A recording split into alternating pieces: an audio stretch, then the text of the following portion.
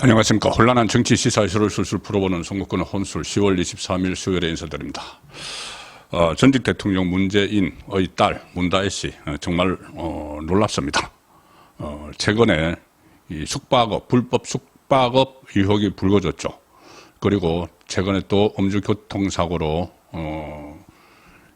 경찰에 출석을 했고, 또 이달 말까지 이상직과 관련된 뇌물죄, 아버지인 문재인 뇌물죄의 참고인으로 검찰 소환이 예정되어 있죠. 자, 그런데 이 상황에서도 숙박업, 불법 숙박업을 버젓이 하고 있었다는 이 채널A 보도가 나왔습니다. 이 상황에서도 그것을 접지 않고 조심하지 않고 또 위장을 해서 사촌 동생 집에 놀러 온 걸 하라, 뭐 이렇게 그 숙박업소를 이용하는 사람에게 그렇게까지 이야기를 했다는 겁니다. 사촌 동생 집에 놀러 온 걸 하라.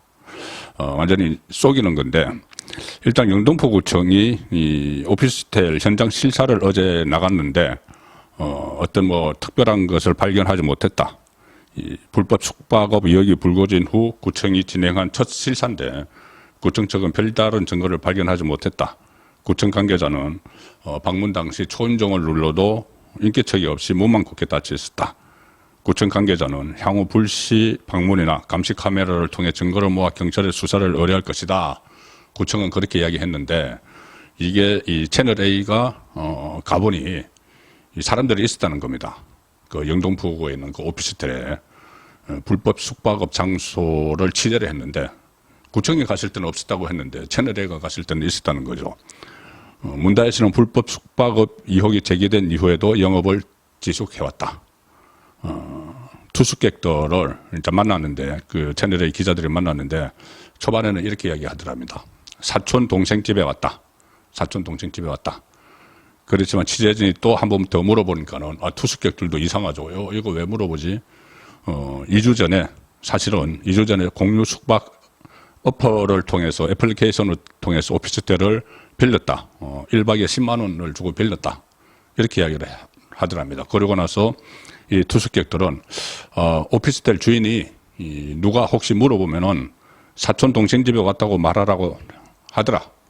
그리고 예약 안내문에도 같은 당부가 있었다. 사촌 동생 집에 왔다.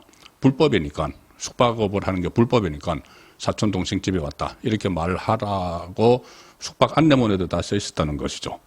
자, 그리고 이 논란이 불거진 이후에도 계속 영업을 하고 있었다. 참, 투숙객들은 문다혜 씨 명의 오피스텔인 줄 몰랐다. 그리고 오피스텔 주민들은 작년에 몇 번 봤다. 문다혜 씨가 집에 들어가고 나오는 거는 못 봤다. 전 대통령 딸인지는 몰랐다. 이런 이야기들인데, 어쨌든 참 여러 가지 이런 논란들이 불거지고 본인이 경찰서에 나와서 어쨌든 죄송하다는 이야기도 했고, 또 검찰의 수사가 지금 확대되고, 거기다가 이제 그 삼각쓰나미 해서 또 여기 불법 숙박업 이야기까지 나왔는데도 버젓이 계속 영업을 하고 있었다는 겁니다. 참 놀라운 일이죠. 그리고 원래 이 불법 숙박업이 처음 들통난 것은 제주도 별장이죠. 자, 근데 오늘 제주도 별장과 관련한 여러 가지 의혹들에 대해서 미스터리가 좀 풀릴 가능성이 상당히 높습니다. 오늘 국정감사가 있습니다. 국회 행정안전위원회가 제주도에서 국정감사를 하는데 지금 하고 있습니다. 오전 10시부터 제주도청에 대한 감사를 진행하는데 오후에는 이제 제주경찰청 감사를 하죠. 그런데 오늘 제주도청 감사에서 문다혜 씨 그 한림읍 별장에 대한 별장을 이용한 불법 숙박업 의혹, 이것에 대해서 지금 집중적으로 질의문답이 이루어지고 있습니다. 나중에 제가 정리를 해서 오늘 저녁 7시에 라이브 송국근의 정치쇼에서 어떤 문답이 오갔는지, 제주 별장에 대해서 어떤 미스터리가 좀 풀렸는지 설명을 드리도록 하겠습니다. 제주시 한림읍에서 주택이라고 하는데 뭐 별장이죠. 그것을 미신고 불법 숙박업을 했다는 의혹을 받고 있죠. 농어촌 민박을 등록하지 않은 상태에서 숙박 영업을 했을 가능성이 있다고 보고 지금 제주시가 제주자치경찰단에 수사를 의뢰한 상태인데, 이 영등포에 있는 오피스텔 말고 이것은 제주 별장도 역시 불법 공유 숙박업소로 활용을 했다는 의혹을 받고 있습니다. 그런데 이제 불법 숙박 이것을 넘어서 제주도 별장과 관련한 미스터리가 오늘 전반적으로 다뤄지겠죠. 이 송기인 신부에게서 공시지가로 3억 8천만 원 공시지가로 넘겨받았는데 헐값에 넘겨받았는데 시가의 한 절반 정도에 넘겨받았죠. 그런데 미스터리한 것은 문다혜 씨가 문재인 대통령 되기 전에 여기 가서 살았고 또 뭐 집수리도 하고 했다고 합니다. 그럼 이게 과연 누구 집일까? 문재인의 차명재산 아닐까? 처음에 송기인 신부가 이 집을 매입을 할 때 그 인근에 그때 문재인 변호사가 땅을 산 적이 있죠.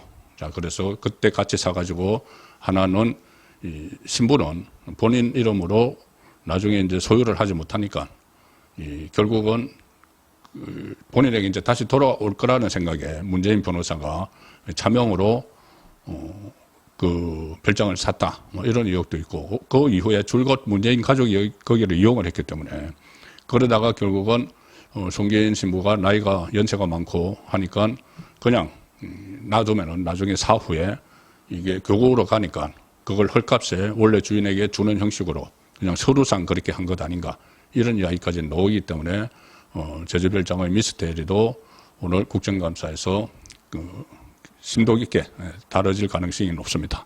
이 부분도 오늘 오후 7시 라이브 선거권의 정치쇼에서 다시 한번 오늘 오간 내용들을 중심으로 자세히 다뤄보도록 하겠습니다. 선거권의 혼술이었습니다.